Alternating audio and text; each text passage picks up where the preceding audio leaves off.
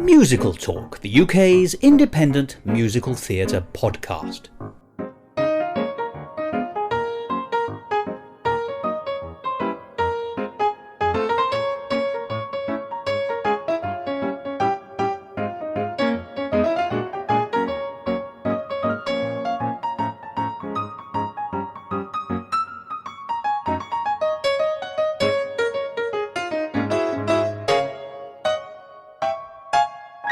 Hello and welcome to another edition of Musical Talk. I'm Thos, and exactly like a mutated duck, I'm offering you a double bill.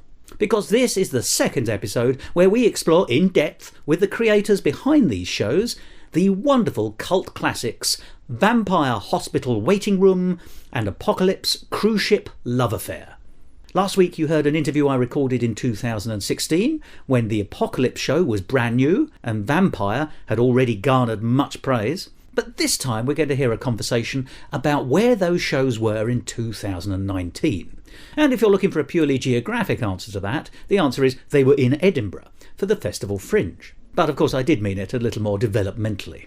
So this time I had the pleasure of sitting down again with Theo McCabe, the composer and writer of both shows, although he had different co-writers for the book in each of the stories, and of course the wonderful Joe McArdle, an amazing actor who is spellbinding on stage and has a kind of dark charisma, who seemingly effortlessly harnesses the comedy of anger, hatred and insanity, wrapped in a veneer of authority. We'll explore that a little bit more with Joe in the episode. And in so doing, we'll find out more about the B musical brand. I think it's a particularly fertile field, and I do hope that we'll get many more flowerings.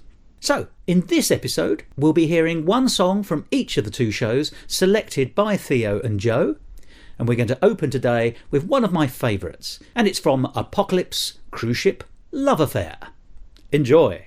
I don't believe in a heaven above, and certainly not an instantaneous love, but the tingling feeling I've got in my chest is either love at first sight or cardiac arrest. No, it's love, I know it, but why? Well, because of her. 'Cause of the way Cause she's got those, and she smells like... No, total mind blink. Just realised I don't know anything about this woman. He thinks, do some backing vocals and I'll think of something. And this is one in a million, an exceptional case. 'Cause all that I've seen is 6 inches of face. Ooh, 6 inches of face.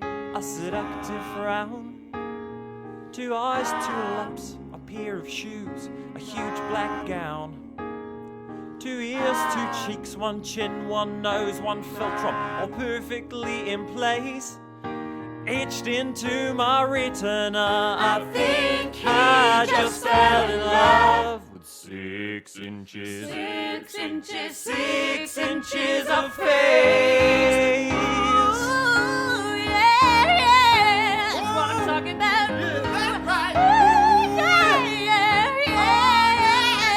I don't even know her, I don't know her name, but her face is picture perfect and literally a 6x6 frame. And God only knows what's under that dress, or if she's nice, but I could make an educated guess. She's probably got all the key organs, or she wouldn't look so fit. She couldn't walk without legs. She's got arms to a beat, and if she's got 2 legs, then she must have a bum. And if she wasn't a really nice person, then she wouldn't be a nun. 6 inches, 6 inches, 6 inches of face. Oh, now you tell him, you tell him. Yeah, go ahead.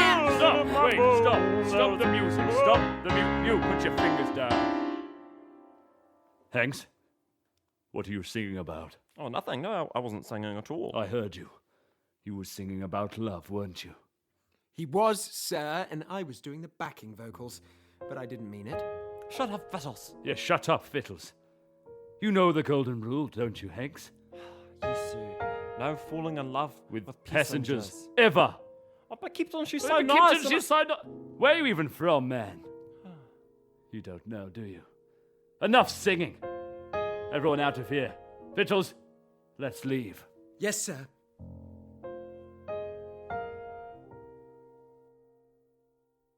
Six inches of face, not even a nick. Now I believe there's an angel on deck, struck by Cupid's bow. I'm truly hypnotized. She hit me at hello, but the metaphorical hello that her face said to my eyes. 6 inches of face.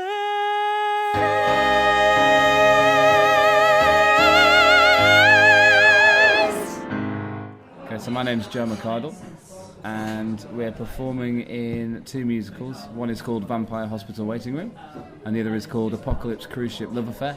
And then we're also performing a stand-up show, which is called Joe McArdle is Theo McCabe, which leads me to... Me, I'm Theo McCabe, the other one.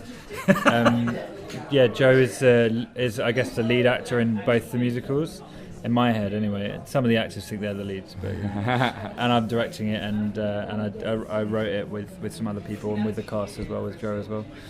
Now, we have spoken about both those fantastic shows, and they are fantastic shows. You know, they are proper cult shows, but broad cult in the sense that actually almost everyone who goes to see it can get something out of it. Yeah. And they've been knocking around the fringe, and when I say that with love, for some time. You know, you feel very much like a fixture of the Edinburgh Festival Fringe here.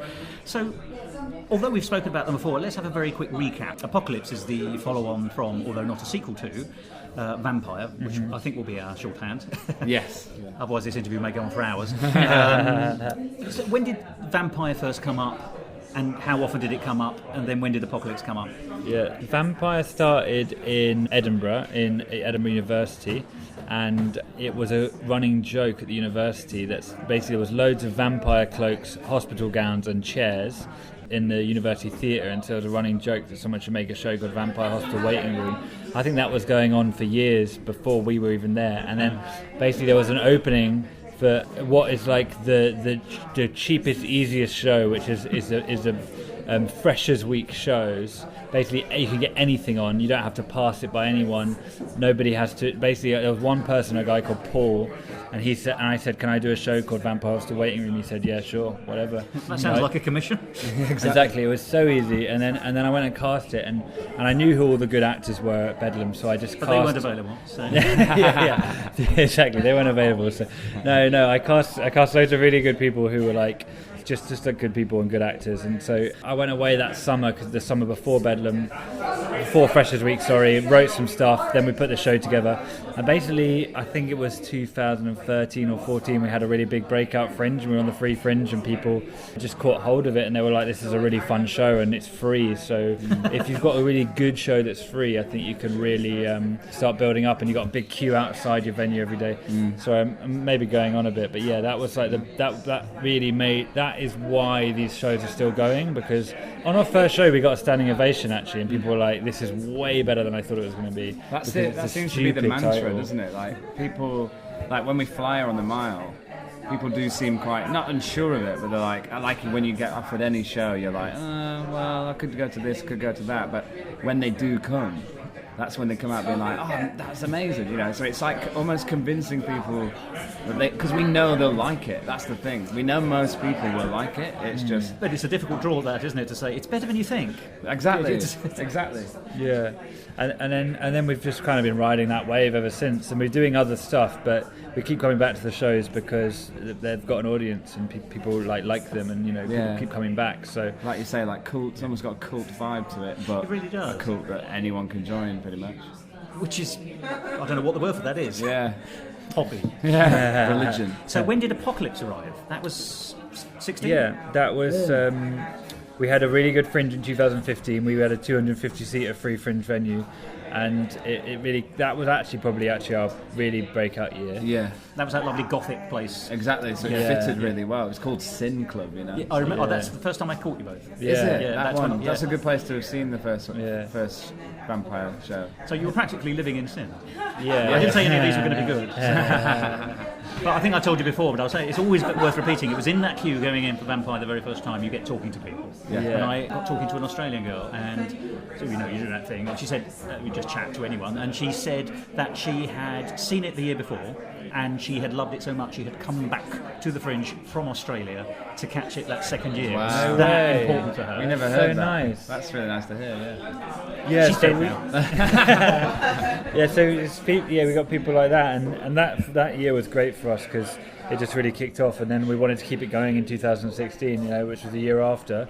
So we would just ride that energy, and we were like, people really love this, so let's try and write another one. And that was a really fucking hard year, like to write that, to try and write a second show and match it. Yeah. People have certain expectations, right? Well, it's got to be tonally similar, but it's got to be substantively different as well, hasn't it? Otherwise, it's just the same thing again, and it isn't. That's the great joy of it. Yeah, that's the hope. But and when we moved to paid Fringe, which was a jump, it went really well, and so luckily both the shows are great, and I mean we're biased, but No, I can tell you, you're right. They are great. Yeah, and they're different enough, but they still hold the same kind of vibe, which is kind of B-movie. Well, that's your sort of tagline in a way, isn't it? I mean, I can see it on the T-shirt you're wearing now, an original comedy B-musical. Yeah, and which people have been stealing that now. Have they? I see B-musical on a lot of posters out. It's fine. You can't own the word, but it's like we kind of made that kind of combination of B-movie. So you coined a phrase then? Yeah, you coined a genre. I reckon we've coined a genre. That's worth a few more. I think the genre existed already with Rocky Horror and that stuff. Yeah, but one every 40 years isn't enough, is it? Yeah, exactly. So, in a way, that catches up from 2000. Well, it takes us through to 2016, which is the last time we chatted properly, Theo. What have you been doing since, and how are we back here in 2019 with your double bill? Because both shows. This is what the fans have been asking for. Yeah. I think the shows often rely on me, like producing them really. So, and I've been busy for 2 years. I've been doing a lot of music, but straight after 2016 Fringe, my band had a really big gig with an old friend of mine who's quite famous, a guy called King Cruel.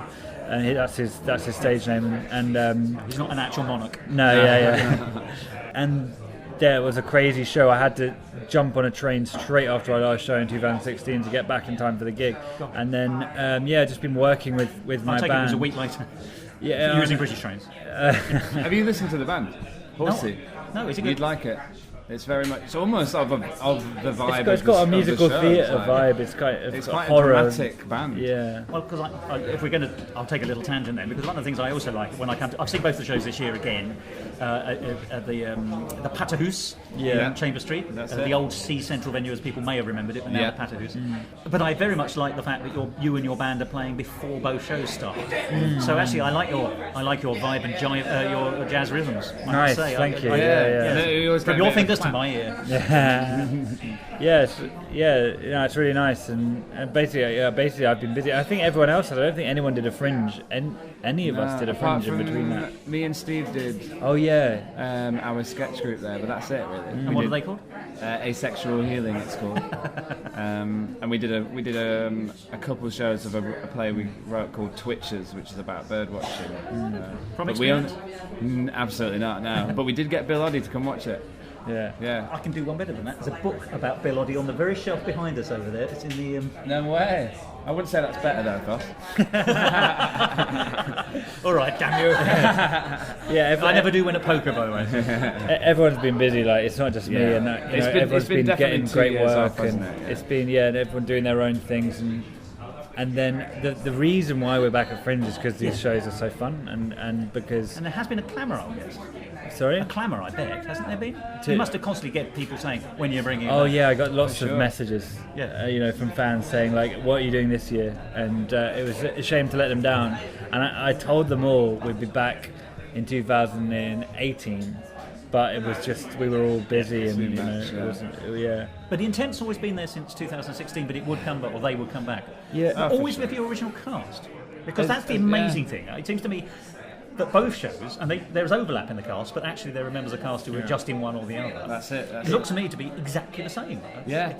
I mean, Sexiness. It's changed. We've had to leave. We had to lose. She's actually failed to lives be in as Edinburgh. sexy. No, she's still very sexy. She just got a but real job. She's got a real job. Yeah, What else, by the way? Please say nurse. She works I for- wish. Works in a charity. She works for a charity teaching kids. Oh, good for her, right? Okay. Yeah. So but- sexy, good stuff. Yes. She- Oh, really and good. she's getting married and stuff. She's right. getting on, Yeah. but it's only the people that don't move on with their lives that get to keep It's doing the the people show. that cling to the dream of Yeah. maybe this going worldwide or something. You know? Yeah. Well, let's just say I've also been doing Edinburgh since 2007, so Yeah. I'll carry on seeing it here. Then. Yeah. I think we should have been doing more fringes, but I get, I love the shows and it's great that we've kept doing them, but I find it hard to really, really stick to one thing, because the next thing comes along and I'm like, that's exciting, but people But you've like, got to do that. You've got to move. yeah, you have to keep moving. And no one plans their life, for goodness sake. And we all left Edinburgh as well. Yeah. Like one thing that made it really easy is that we all lived here Yeah. in the year, practiced with the same people, brought it to the show. Then we all moved to London, and it became more of a But not in like the you same say, houses, doing our yeah. own things Yeah. and having lives and things. Exactly. Can I ask? I don't need bank details or anything, but your cast, are they all in show business in the broadest sense, or are they all? Are several of them now accountants and rocket scientists and brain surgeons? I'd say there's something in Vampire. Well, Roz is in both. Rosalind Ford is in Vampire and Apocalypse, and She's evil she wife, works. isn't she? An elderly lady, is that? Yes, exactly Yeah. right. Mrs. Baldwin and Mrs. Vera Glimrise, and she pretty much does musical theatre all year round. Oh, does she? Yeah, she's really, she's successful. She works really regularly doing musical theatre all the time. So I'd say she's probably the most regular working actor. Everyone in those casts. I'm just running my head through everyone.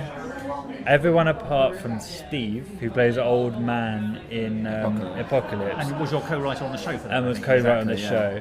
They are all trying to be actors, and when I say trying, is like getting work, getting bits here and there, and like have agents and stuff like that, and all going to drama school. Ellie's going to drama school, so they're all like Ellie is Sexy new Notes. Sexy Ellie's Notes.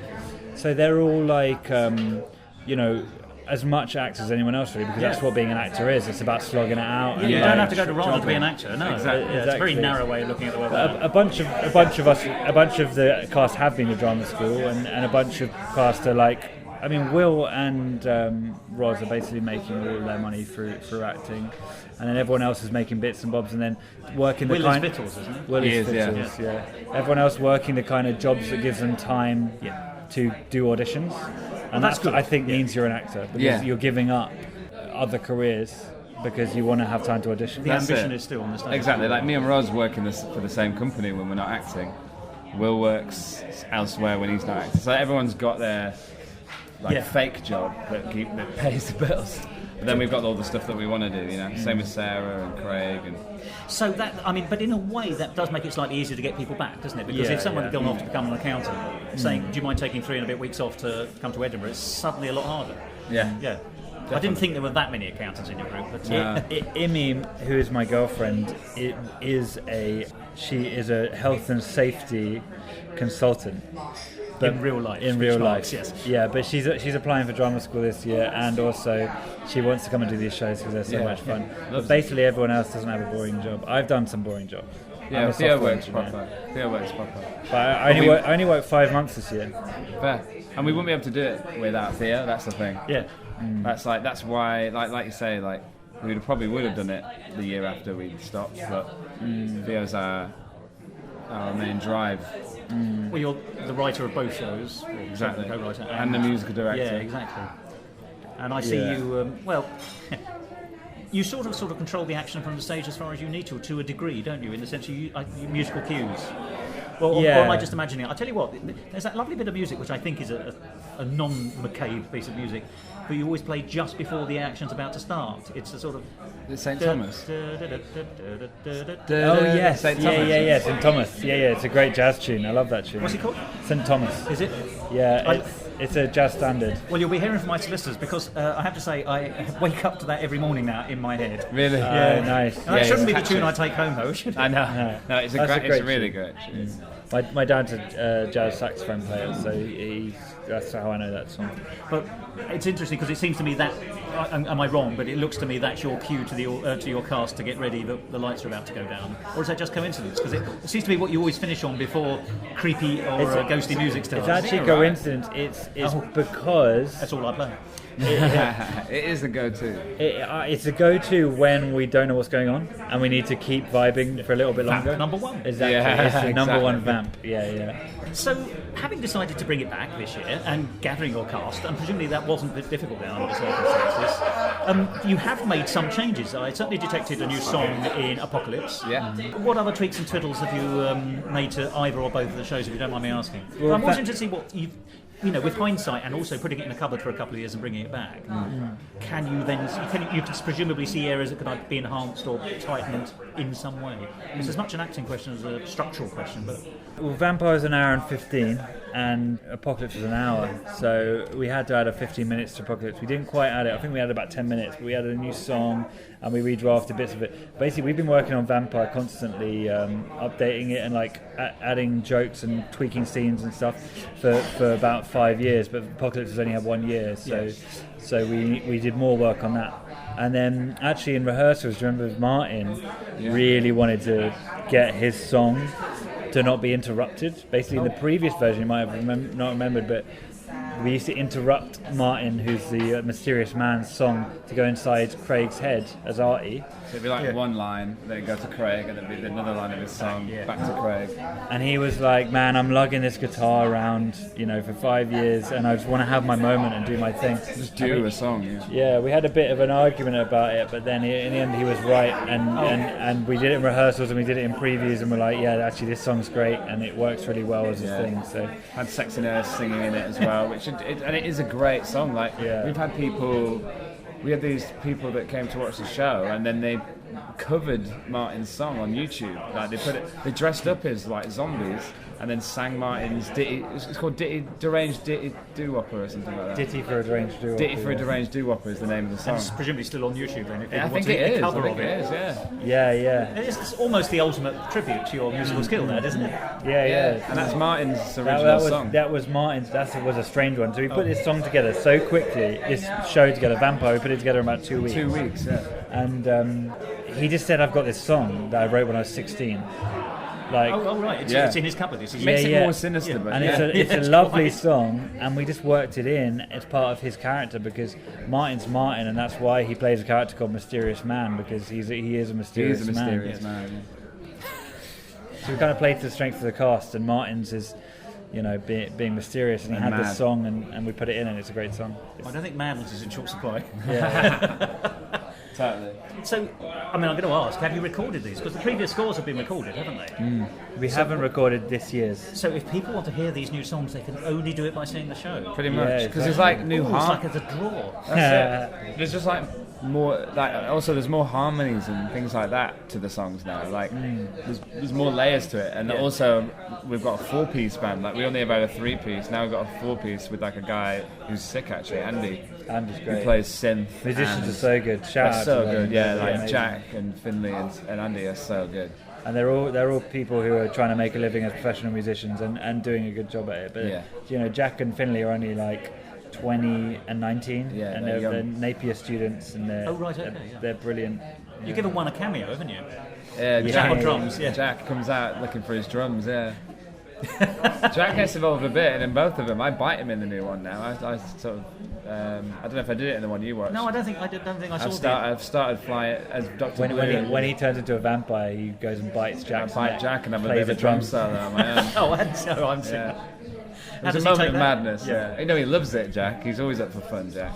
Jack's great. Yeah. And he loves his moment in the spotlight when he shouts drums. It's like everyone goes, "Who the hell's that?" And then you realise it's it's the drummer. You're like, yeah. Because I think the chap sitting next to him actually is still drumming for him. Oh, is that what he does? Yeah, he plays the cymbals so you can't tell. Is that it? Finley's playing it. Yeah. So we are lulled into a full sense of security. You're like, who's this new character? Oh, he's gone. I also want to ask, forgive me, Theo, there seems to be quite a lot of time when it looks to me like you're lying face down on your keyboard. Yeah, is that just tiredness, or is that to stop you laughing? I don't know what that is. It's something. It's like it's a combination of. charging. I mean, when I when I play vampire, this is so technical and weird, but I use a stool that's slightly too high for my piano. I'm trying to work it out at the moment, but it means that my piano is too low, so I naturally hunch over. And then I've always done vampire and just not looked at the audience. I don't know why. I feel like it's a status thing. I just want to give the actors a space and Dr. Bloom the space to own the space. I don't want to seem like I'm getting in the way of the status, so I just want to be a small person. You know what I mean? It's a very Theo thing to do. Like often, even in like rehearsals, you could just like look over at Theo and he'll just have his head down, like staring at the floor, or like randomly just have his shirt off, staring at the floor. Like that's a very Theo thing to do, is have your head down. Yeah. So I wouldn't. Yeah, and especially with this long hair at the moment, it covers your face. You're like, I just want to just disappear. And what's let that the show character do in Addams Family? Yeah, that's it. That's what you become in the show. Yeah. I think it's a weird suits status thing. Yeah. It's like I don't want it distracts from the show. Yeah, I know what you mean by that, because obviously it is about the action on the stage. But I must say, because I've seen the things before as well, I'm trying to survey everything that happens. So I do like the fact that, and we're going to get onto you in a minute, Joe. Yeah. But I know that you do things that the audience can't see, because I've seen you, Theo, laughing at them behind various curtains or screens. I don't know how you're bearing up for your next entrance, but yeah, I do actually see the actors from the side. It's quite funny. And every now and then I see you sort of go, He's some sort of shared moment from the side of the stage. Yeah, Roz just started to try to sing on some of the songs that she wasn't meant to do in rehearsal. Oh, right. So I give her a little glance every now and again. Obviously, it's she didn't do it today, to be fair. It's the first time she's not done it. It's because I told her she can't do it. But teacher Theo. Yeah, exactly. But we all are having fun, so it's nice to. And it is that atmosphere you generate amongst all of your shows, which the audience is desperate to share. And every time I've been there, I have left happier. I've always enjoyed the show. I've always enjoyed the performances, and I enjoy the atmosphere, which flows over the stage like a smoke machine. Oh, nice. In that sense, it's nice to see. Yeah, it's lovely to share in your friendships, actually, because that's also what it feels like. That seems oddly sort of untheatrical, but in that sense, I do feel like getting a slice of your cake. Exactly, because that's it. That's where it all came from. Like, chums. We're all mates. Yeah. So a lot of us did improv together, and sometimes that's what the improv feels like as well. If you've got a great chemistry on stage and you're having a fun time, people want to be part of that and see people enjoying themselves confidently and be like, we can have a good time now as well. Yeah, it doesn't mess up the flow or make it look unprofessional. Anyway, maybe it does look unprofessional, but no, it genuinely does. Watching it. So, let us talk about people acting confidently and having a lot of fun. Joe, let's talk about your performances. You've been in all the iterations of this. You're in both shows in very different roles that do have parallels with each other, of course. But you have an amazing stage charisma, I think, and it's a very curious stage charisma, if I may say. Well, no, I tell you why. Because it seems to be based on anger and abruptness. Yeah. I know that I wouldn't say for one second the two characters are the same. But you have... all eyes are on you when you're on stage. I think everyone just immediately looks at you. You have this kind of sort of power to draw people to you. And then your character's terrible. I know.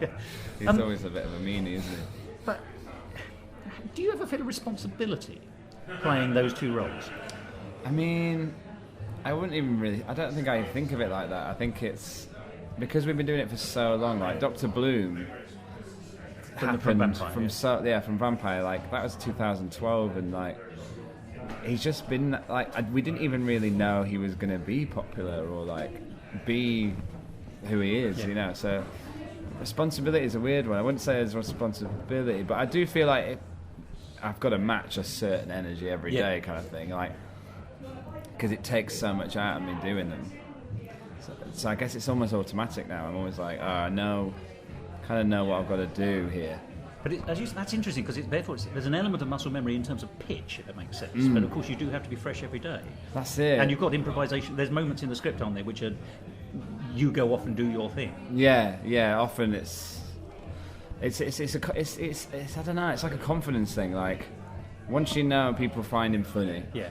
You're in. There's quite a lot of free rein for him to go even madder, and like he's kind of, apart from recently, really, I would very rarely corpse. Like a lot of other people would in the show, but Bloom and Buffon don't really. No. So it would almost high status. It's high status, and it makes it a bit more with everyone apart from the Vampire Lord. Apart from whoever it is, like Mandy or the Vampire Lord, like he's the highest status person, or like at least forces that to be the case. He is a figure of authority, definitely. Yeah. And he's also speaks much the owner of both environments. Yeah, exactly. Yeah. Exactly. And that was important actually when we went to writing Apocalypse. We're like, he has to be the owner of them. He has to be the captain of the ship or whatever, or the doctor, you know, because you want the whole show to be at the. It's his dynamic, isn't it, that drives it? Yes, his journey, unbelievably. Yeah. Both shows are about this mad guy and everyone else being controlled by him. Exactly, and like there's all the other storylines happen alongside it. He doesn't even really interact with anyone else apart from the thing he is going to find impossible to achieve. Yeah, his obsession in whatever it is in both cases. Well, that's another thing that's different, however. You know, Dr. Bloom he has Sexy Nurse, but we should say that is the name of the character, or at least that's how she's addressed on a number of occasions. But he is essentially a lone figure for most of the first one. And of course, you've actually got Vittles with you for a lot, so actually the dynamic is totally different in the second one, I think. Yeah. In the sense that although he's always with Vittles. Yes, that's exactly right. Do you find that different? It's obviously a different dynamic. Well, Will, who plays Vittles, like we were best mates. We've been best mates for years. Like we lived together for like 5 years, 6 years. So there was already there was a very clear relationship, chemistry there, and it just turned into this very abusive, kind of mean relationship. On stage. On stage, yeah. It's not like that at home, is it? No. So yeah, it's like it almost made sense to have, because like especially with something like a captain, they often have like their.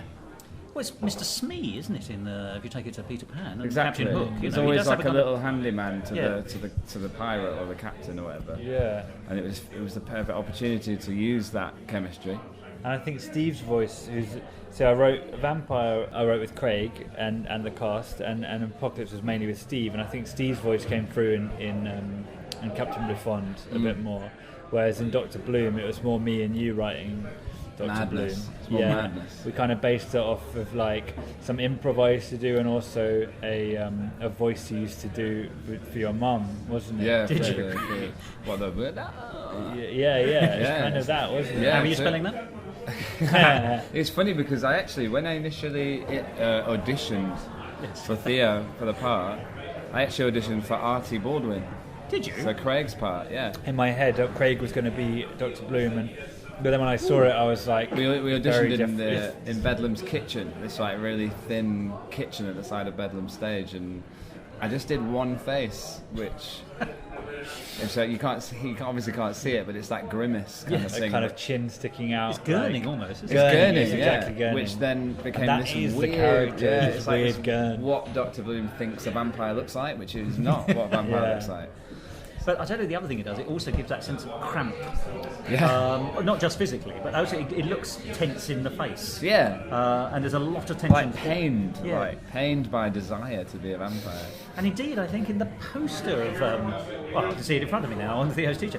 Is it that poster, or is a poster going around Edinburgh? There's at least one poster where I think you look really veiny in the neck. I don't mean that rudely, but it looks so tense, so anxious. That would be Apocalypse. Oh, it's Apocalypse. No, this is for us. Oh, it's your stand-up. It's our stand-up show. Weirdly, that's actually Theo's neck. But we are very similar in the complexion. tension of writing. And I probably was doing that Dr. Bloom face because that's something I used to do in improv a lot.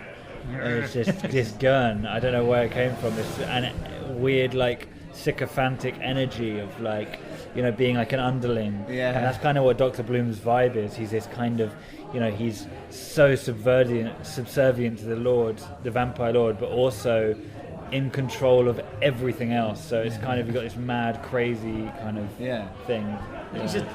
He's the equivalent of a devil worshipping sort of aristocrat in that sense. Exactly. Complete control over the peasants whilst being subservient to some higher power. Exactly. That he's made up. Yeah. But yeah. So, was it important to you that the two characters be substantially different? For me, it was, yeah. I remember being really paranoid about it being too similar and almost doing it completely different. And then Theo was like, no, like, it is different enough, but you've got to have that same energy of Bloom. Yeah. because I was just worried about people watching it and being like, oh, he's just doing Dr. Bloom again. And you're not. You're absolutely not. It's like it's Dr. Bloom's cousin rather than Dr. Bloom's brother. Exactly. Maybe a better way of putting it. Yeah. I think it's very different. I can't remember those early stages actually. Neither can I. And then Buffon, I found Buffon's voice, and it's actually a lot harder to do. It's all in the throat, so it's a lot more tiring to be Buffon, weirdly, because Bloom's a lot more energetic, as in physically. Yeah, he's more manic in that sense. He's more manic, yeah, but Buffon is a lot meaner. We always talk about this, like, Buffon's mean and kind of in his own way, and Bloom's just like utter madness, really.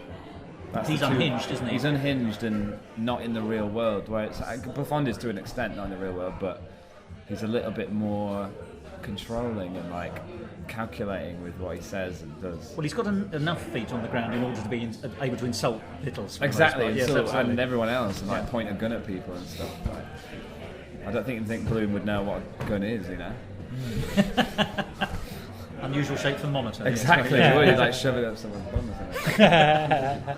Oh, isn't that what you're supposed to do? I was wondering about the double barrel, but there we are. We move on. Was putting on, for example, Dr. Bloom's Doctor Coat easy to do after X number of years, or did you have to take a run up and find him again? It's kind of easy. Like I can easily say that it's like my favourite part I've ever played. So it's like I almost like can't wait to play it. So it's not like I have to be like, oh, what does Dr. Bloom do again? Often just can't wait to do that, you know. And your mum loves it as well, doesn't she? It's like my mum's favourite character I've ever done, which is weird because I've done like serious stuff. I'm quite a placid guy. I'm quite a relaxed guy. So like, when people know me and they've never seen Vampire and then they come and see Vampire, they're often really bemused and like, where did that come from? You know? Well, where did it come from then? Let's ask the question. Genuinely the people are asking. I remember the exact moment that Bloom's voice came out. It came out in a bit in the audition, but when we came to put the show together, we were just improvising lines for the very beginning of the show when he speaks to the sexy nurse, and I wrote this 4 or 5 interactions with sexy nurse, and we tried him, and I think the first voice you tried was that, Bloom, and I was like, yes, that's hilarious, and we just stuck with it that quickly. Yeah. Because the first line of the show is Bloom. Bloom, I'm Dr. Bloom. And then people laughed. And you literally did that in a rehearsal space in a little, by a piano when 1 week before the show went on, and we were like, that's hilarious. That's funny. Yeah. Was Captain Bluffond harder to find originally or harder to rediscover this time round? It was hard to find originally. Like rediscovering it was more a case of like remembering the lines. Like knowing what he did, I could kind of remember that. But yeah, when we first did it, I was really, I was just a bit, like I say, I was just self-conscious. So I think I was trying too hard to make it really different. When really it's like there's an element, like I said, an element of Bloom which people like. So you've got to put it in there, which is the flavour of it. The flavour of it, yeah. In my head, they are still quite similar, but I'm obviously playing both alternating days at the moment, so I'm like really trying hard to make it different. Have you found it? Yeah, I was going to say, have you found it difficult on a daily basis to make sure you're cued into the right one? Yeah. You come on and oh no, I'm not. I know. Sometimes the songs, I'm always like, which song am I singing right? Am I waiting for the Vampire Lord, or am I waiting for my Mandy? Yeah. I think Roz gets confused as well. She has both the showstoppers in both the shows. Yes. And they're very similar sounding songs with very similar structures. Sometimes I feel like she's going to sing the wrong lyrics. So she messed the lyrics up a bit today. I don't know if it's just like she's got these 2 songs that are so similar. Totally, yeah. Because they are like the kicking ones. Yeah, Is that what it's called, the showstopper? I guess so. I think it is so, now. Yeah. It is now. Yeah. And if anyone says different, I'll fight them. Yeah, and lose. The big one where all of the horns play and everyone kicks their legs, and everyone wakes up. It's an interesting one. Before the interval, basically. Well, let me ask a dull logistical question, because in 2016, when I was interviewing you, Theo, we spoke about Vampire, and I remember asking you if other groups wanted to do it, could they do so? And what I remember you telling me was that it wasn't a version of the script from anything from about 3 or 4 years before, and it had changed so much. It was almost an oral history you were sort of describing, but you could run through it as a group. In fact, I believe there was one occasion when you ran through it, the group ran through it whilst waiting to go on for Apocalypse, just to see if you could remember it.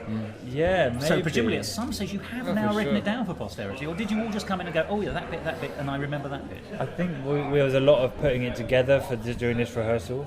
Like what we've got, luckily we have a video of it. Yeah, but from when? Well, The one you saw, Sing from Club. 2015. Which I think is the definitive version of the show. Yeah. Like that was the biggest run, and that was like All that's the best one, jokes got kept in. got kind of kept in, and so we have that. Apocalypse is way harder because we've got the script, but the script in the same way as Vampire, it's not really the show. Like there's little ad libs that get added. Yes. And we had to piece that together from memory Because we forgot without what the ad-libs cast. were. It really wouldn't have been the same show without the cast. And you don't have a video? No. No, but I we hope you are will gonna do yeah, this. good, yeah. This Yeah, time. because we would honestly. There was some moments where we were like, we used to have a really funny bit here, and we just don't know what it is, because Yeah. it's not in the script. Yeah. Like Theo doesn't write any of the music down. Like when the musicians come into it, they're always like, "So where's the music?" And he's like, "Oh, it's in my brain," Well, I'll take that. Yeah, especially, but actually, that's even. The thing is, we had some really good musicians playing Apocalypse, and our bass player Johnny wrote a full score for the bass line. Did he? That's the only full for the score bass we line. have. Have you still got it? So we have you have the official bass line for the show. Really? Well, at least from there you can work out. Yeah, exactly. Yeah. But Vampire, it's mainly in my head. Yeah. Yeah. A couple of bits of paper. It's funny because you like we say, we had Ellie come in to do Sexy Nurse, and she's just been at drama school all year, and she'd never even seen the shows. Oh, properly fresh. Properly fresh, and like obviously was in a drama school environment where you're training for, to be a professional, and then obviously the environment in our shows is kind of forget all that. There's It's do everything they tell you not to do. Yeah. It's like, don't think about what you're saying, think about how you're saying it. Yeah. You know what I mean? It's like ham it up, make it look like you don't mean what you say. Or Yeah, something yeah, like that. yeah. Say the line like you really don't mean So it. it's really confusing for her because she was like, wow. And just play to the audience and like ignore the show you're doing. Yeah, be two-dimensional. Yeah. It's quite difficult. But I think I agree with you at one level, but it's not for me to tell you your business. Yeah, but yeah. actually, there is a very strong sense of professionalism underneath, because otherwise it would fall apart. Wouldn't it? Yeah. And you never let it fall apart. Yeah. It's spontaneous and bright and organic and moves every day, and you can see the same show 2 or 3 times in the same week and get something different out of it. I mean, that's your improvisation, but also the thing. The whole thing, yeah. It floats slightly differently on the water each time, as it were. Yeah. I think that's about doing bad stuff, but doing it well and in a controlled way. If we were doing it because we didn't know what we were doing, then it would be a very different thing, and it would be like laughing at us rather than laughing with us, which is a much nicer environment to be in. Well, it's going to sound stupid, but it doesn't feel amateur. Yeah. It feels like a professionally put on, as it is. Especially in this space, because Yes, it's a very that's nice it. space, isn't But it? it's just got a little bit more elastic sewn into it than many shows. hasn't Yeah. it? So, And one main thing about it for everyone is that, like we say, especially Vampire, we've been doing it since 2012. We're still laughing at some of the lines that we've heard hundreds of times, and for some reason it still makes us laugh. And so that's what makes it, I think, is that people can come back and laugh at the exact same joke that made them cry with laughter. Like my dad's seen it, still cries laughter at the exact same punchlines. but that will serve you 30, 40 years. I mean, they still put Morecambe and Wise on at Christmas. That's it. That's it, and that's what makes us keep doing it, because we love it. Have any of your other cast had, not trouble, but found it more difficult than might be expected to slip back into the various shoes? Or do you think actually everyone said, oh no, I'm back in, everything's fine? Maybe the cast are so good. They are. Really professional, and I don't have to worry about that. Luckily, I think I've not had to say you're doing it wrong. So I think they haven't. If they have had any trouble, they've got over it on themselves and worked it out. There's not been a moment where I'm like, oh, that's not as good as it used to be, because everyone's smashing it. So. Yeah. There are some new things. I'm going to have to mention it. It's Will, isn't it, who plays Vittles? I don't remember him stripping his top off. No, that's new. That is new. Yeah. He's obviously buffed up since we've last seen him then. Because Oh, for sure. Yeah. He does a lot of running. Does Yeah. it? On his chest. And you know, man, when we did the first show, my mum really fancied Will. Yeah, she'll be everyone embarrassed fancies if she Will. listens to it. He's a very handsome man. He is. That's his. And you type. put him in Very very beautiful. small shorts, so the knees are all there. Oh yeah, three of them. knees and cheekbones. Like you got the whole bang. Yeah, but not down by his shorts. His cheeks. Well, if you turn Very around, funny. you see some nice cheekbones. Oh right. Yeah. But that's a new. So there's still innovation. And actually, taking I place. think Fittles has subtly changed. It a has bit. this year. Yeah, actually, yeah, and it's like He's a bit freer now, actually. yeah. Like he had set lines, and now he's a bit. There's more, a bit more of the improv, a doesn't bit more he? improv-y, and it's a bit more gives Fittles a bit more of a. I don't know. He's more of a character, and not that he was always a solid character, Yes. but like he's definitely almost find it. Like the thing is, like you said before, Vampires had years and years to evolve. Yeah. Apocalypse hasn't had as much. We did 1 year of it, and then that's it. So like naturally, as it's happened with the Vampire, people in Apocalypse are also like finding new corners to the characters that they're playing. Same with like Vera and Hanks and stuff. Hanks, yes. Everyone's adding bits, and it's all getting better, you know. And it did feel that way. I mean, I hadn't seen Vampire since it was last on in Edinburgh. I hadn't seen Apocalypse since 2016. I was genuinely excited. I was actually saying before the recording came on that this year when I was doing my military-style operation as to cramming as many shows in as possible. Yeah, I've seen your itinerary sheet. It's ridiculous. Yeah, me you've got a feel whole sad. sheet. That makes Why me does it feel make like you feel sad? No, as in like because I can't plan like that. No. I wish I could plan my life like that. Like Yeah. it looks so efficient and good. But you're a highly respected comic and actor, whereas I'm a dull civil servant. So No, I don't think so. but This guy's got planning Yeah. down. Man. No, but, different I mean, colours and everything. No, I love it. I kind of want to look at it like after this interview. I'm just like trying to learn something from it. How can I do that? We're making this about you now, Thos. I've never been interviewed before. Certainly not about my timetabling skills. Well, it's brilliant. It's a great timetable. Well, welcome to timetabling talk. But it's one episode only, you understand? Yeah. We were hoping for a series, but it just didn't kick off. But I've actually lost my train of thought. Isn't that stupid? Sorry, No. That's our fault. We flipped the table. I was genuinely excited because Oh, yeah. I go online and I look at what's available, and everything's categorised either comedy or musicals, whatever it is. And I do look at everything, but I start with musicals, obviously. Yeah. And I was flipping through it and thinking, I'm going to be honest, I don't think there's quite. Well, I can tell you this. In actual numbers, there's fewer musicals up this year. Really? Yeah. The number of pages have historically been about 14, 15. This year they're about 9. Oh, 9, 10, really? yeah. Wow. Only 14. I actually would have thought there would have been more than 14, 15 normally anyway, but I guess that makes sense. I guess it's all mainly comedy. Yeah, and musicals do lurk elsewhere. Sometimes there's a comedy musical which has been identified as comedy first. So that's, I look around, I don't just see musicals, but Yeah. that is the bread and butter in a way. But when I came across Vampire and Apocalypse on the listing, I was genuinely excited, and I thought that's interesting because the shows I've been most excited to see this year are your two shows, even though I've seen them already. Yeah. And that says something about an element of Edinburgh this year, but it also says something about the undying, which is appropriate, greatness of your shows. Genuinely, I think they are wonderful nice to shows. hear. Now, I know there's a question I've not asked you, which you must get asked all the time, probably both of you. Is there going to be a third? I'm actually miming 3 for reasons in case you hadn't mastered counting for whatever reason. I mean, Yeah. I'd say there would be. Probably. I mean, that was the plan this year. So when I did all the press releases and the all the pitching to all the venues, it was actually I almost applied with a third show. Oh, did you? Yeah, and I'm really glad I didn't because I did not realise how much work it would be to put on these two shows again.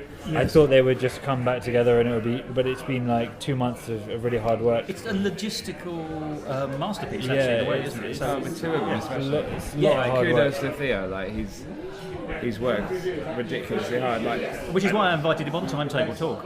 yeah, Very good. man. Yeah, His timetable's full put yours to timetables shame. now. But yeah, We've sat down like we've been Craig working and on Steve. a third show. Like we yeah. had some serious like quite a few meetings of talking and like almost having a new title. That's because that's what they all stem from. Yeah, Yes, you should now stack the musical, isn't it, essentially? Yeah. Oh, yeah. We need the title, and we've got some really nice themes and ideas, and we need that title that's like, yes, that is the third show. Yeah. So when it lands, you'll know in a way from the title onwards, and then And then you'll plant that. an idea. And then that's it, and that's what we're selling, and then we'll write that, and it will, you know. But personally, I'm less sure now than I was 3 months ago there'll be a third show. I would love to do it, but when you're in the thick of it and you're working your arse off, it's hard to see the other side and be like, can I really do that?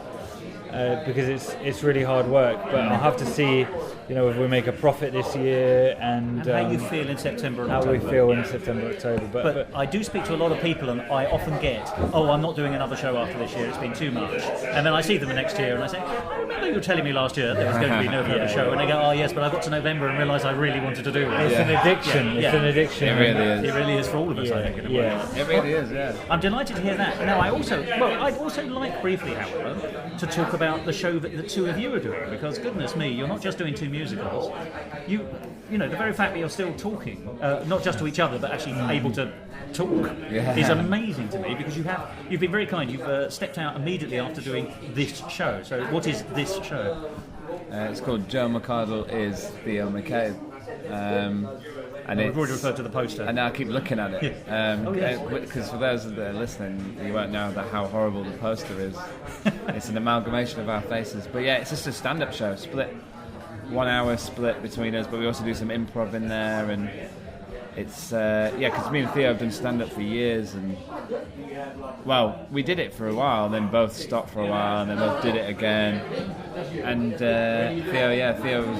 In a kind of casual way we've been doing it. So this is our first fringe of I've never done stand-up at the Fringe before. You might have done like a 10-minute I've done like spots. 10-minute slots and stuff like that. I've never done a show, especially when we billed as being our show.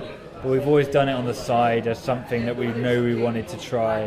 And this is our year of let's just get better at stand-up and let's just do a show. And it's been going really well. I think there's a lot of people out there that make it have awkward shows because it's so easy to do in stand-up. To make it awkward, and I think that's our one thing that we don't want to do. We don't want anyone to have a bad time. That's it. We know we're not playing the Apollo or whatever. We're playing to 9 people today. 20 maybe the day before. Maximum, But at the end of the day, we want to go there, entertain people for an hour. People have a nice time. We keep saying the word nice because that's what generally, at the bare minimum, you're gonna have a nice time. You're not gonna come at me oh, that was so awkward, or no regrets are coming.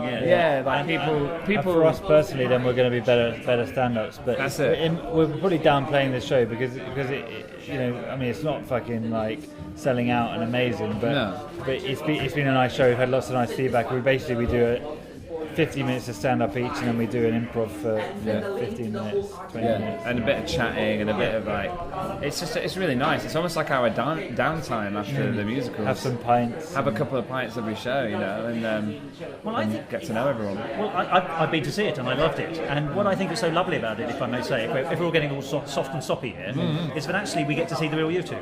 Or at least as close as you're prepared to let us see in public. I'd say that's true, yeah. Because particularly you, Joe, you're playing a character which is, I think, rather different, as you've already identified.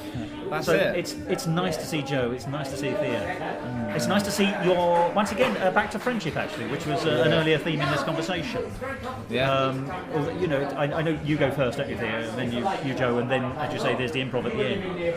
But it's so warm. And it's so nice, actually. I think you actually hit the nail on the head. Nice isn't usually a word you want to put on something, but it is nice. We've known each other a while now, so it's and you can riff off each other, can't you? Yeah.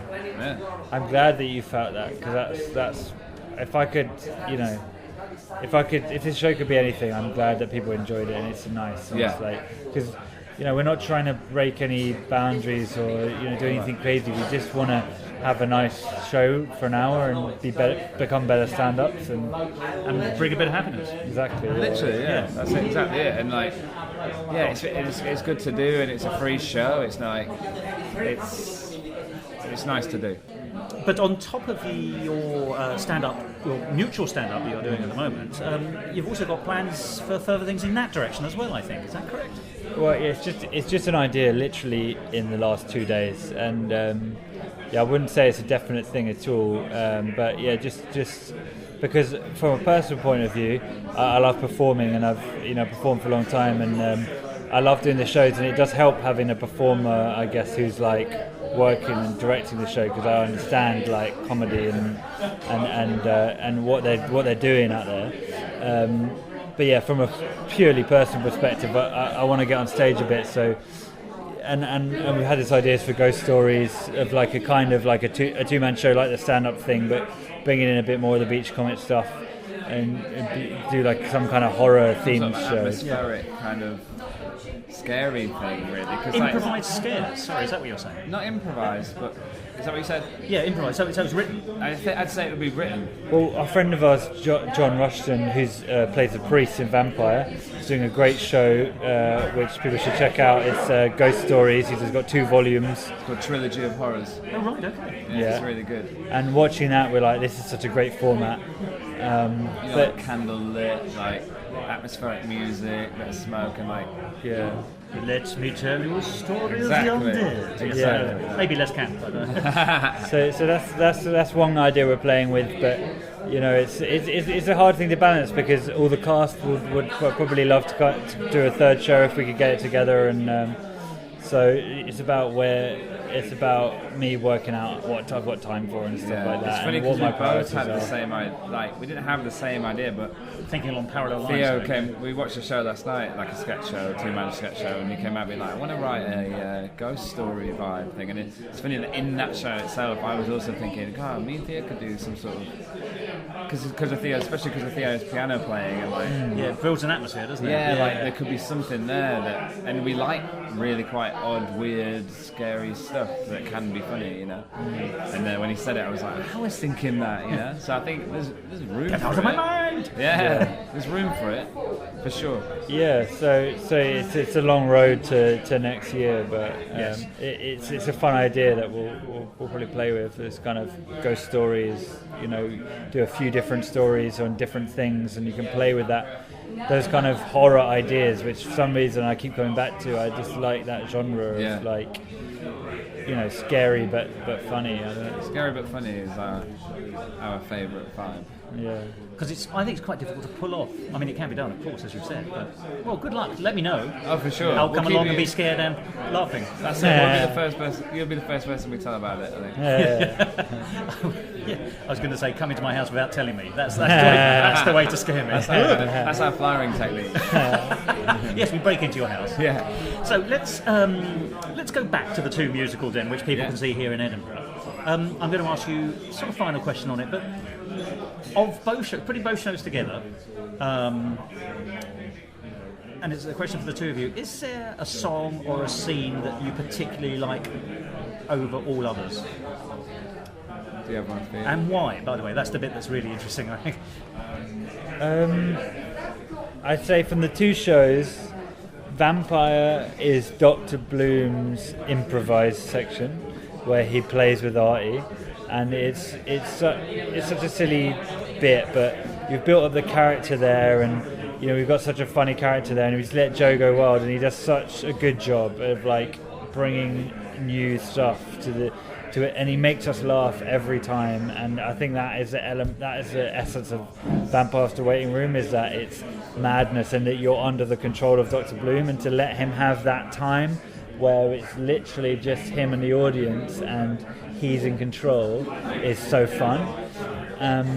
From Apocalypse, I think it's 6 Inches of Faith, which is because I think if we had to pick a favourite thing from each show, for me it's like Dr. Bloom's story in Vampire, and then for Apocalypse it's maybe more the music and stuff, because we put more effort into that and we had longer to write it. And I think 6 Inches of Faith is such a fun song, and the scene just works so well that and there's laughs all the way through the song. So those are my 2 favourite bits in the 2 different shows, probably. Same question to number 2, please. I'd say like I've always loved, like, I love the song, but just how clever the Fun in Funeral vibe is, like all the puns in that I just always loved. But my favourite song in Apocalypse is actually Martin's Deranged doo-wopper. I always get the name wrong, but I love that song so much. And in Apocalypse, maybe the same, like 6 Inches of Face. That's the one I'm not in, but I'm always at the side, like really rocking out, wishing I was in that song because it's so catchy. But one day with your gun, you can be. That's it. I come in anyway, force myself into that scene like I do in most scenes. But I also, it was never in the original in Vampire, but when Theo added the reprise to Dr. Bloom's, like, It's My First Time reprise, I love singing that one. That's my favourite one to sing, I'd say, out of both shows. Yeah, it's like the emotional moment for Dr. Bloom. Yeah, where he becomes a vampire. Like, it used to just be that he just becomes a vampire like that, you know. But now he has this, like, actually quite a soft song. Yeah, well, it's apotheosis song in a way. Yeah. His journey is complete in a way. Exactly. Really. It's just nice. It just sounds like.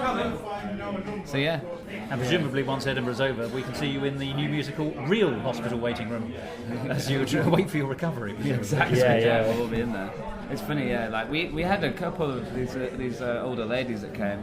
They did the double. They watched Vampire, then Apocalypse, and then they came to Vampire again on the Sunday.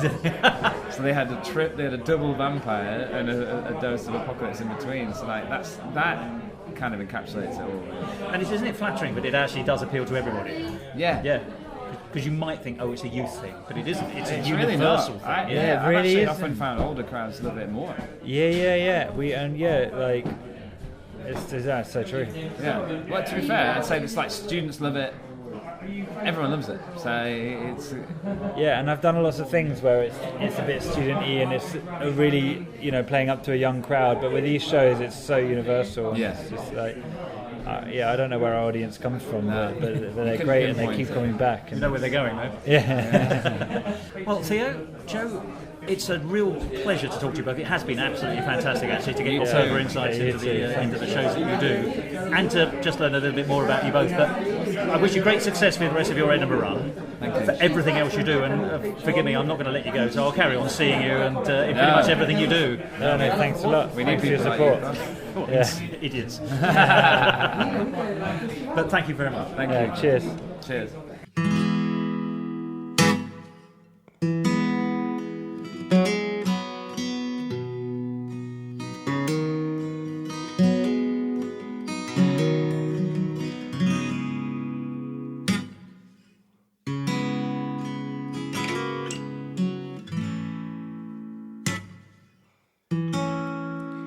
I'm going to find you, and I'm gonna cut you. I'm gonna make you bleed. You might even die, just a little bit, or the whole lot. I'm gonna make you bleed down on your knees. You'll probably cry, but I don't give a shit. It's too late. I'm going to submit you to a nightmare of inconceivable terror.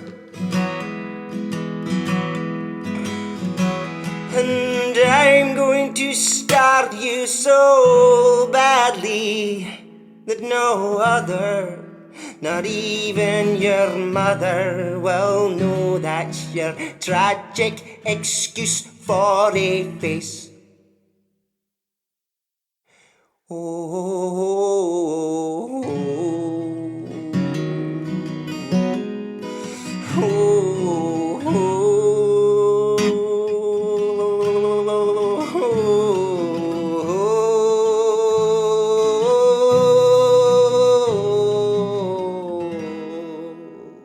And And there we are, that very dark, disturbing song that you could have heard in Vampire Hospital Waiting Room. The doo-wopper song, as we referred to in the conversation. Now, Apocalypse Cruise Ship Love Affair was up at the Edinburgh Festival Fringe in 2016, and again last year in 2019, as well as in many other places. I've seen both shows in London, and I know they've been elsewhere as well. But if you ever get a chance to catch one or other or both of them, please do. And although it's not absolutely certain, as you heard in the conversation, I do hope that Theo and his colleagues are going to be able to produce 1, 2, 4, 7, 28 more B musicals over time. They were my highlight last year at the Edinburgh Festival Fringe. I gave both shows 5 stars. For Vampire, I said it was a true cult classic, the best there is. And for Apocalypse, it was hilarious and must-see. And that's exactly what they both are. They are must-sees. But if you can't must-see them, perhaps you must hear them.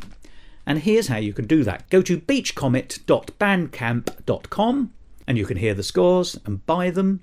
And go to beachcomet.com as the main website to find out more about both those shows. Well, my enormous thanks to Theo McCabe and Joe McArdle for making time in their incredibly busy schedule, you heard how many shows they were doing, to sit down and talk to me in a very busy, very loud, but very happy pub, which ironically at the time was absolutely full of vicars, because the show that was going on after their two-man comedy show was a series of anecdotes from Church of England clergymen. Quite a contrast in audiences, I noticed. But there we are, that's the wonderful thing about Edinburgh. Pretty much anything can happen there. And don't forget, now is about the time to start thinking about perhaps visiting the Fringe this year. If so, perhaps you'll see me. If you do, say hello. Or at least don't throw fruit. But if I don't see you there, I know I'll catch you here on Musical Talk. Don't know where, don't know when, but I know we'll meet again some sunny day. Oh dear, I seem to have turned into Vera Lynn. Anyway, to stop that going any further, I think I'll bring this episode to an end. And you know, I will. And I'm going to make it a bit more exciting this time by making it an anagram of the usual word I say. So, as Dame Vera does say, until we meet again, bye good. Could you work it out?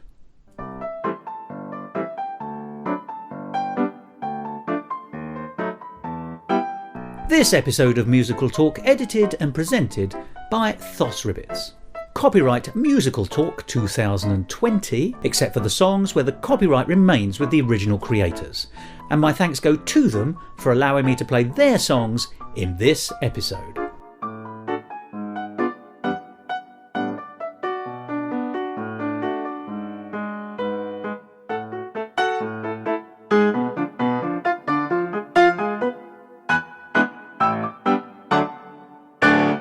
To find out more about the world of Musical Talk and listen to past episodes, go along to our website www.musicaltalk.co.uk or subscribe to us on iTunes and follow us on Facebook, Instagram and Twitter.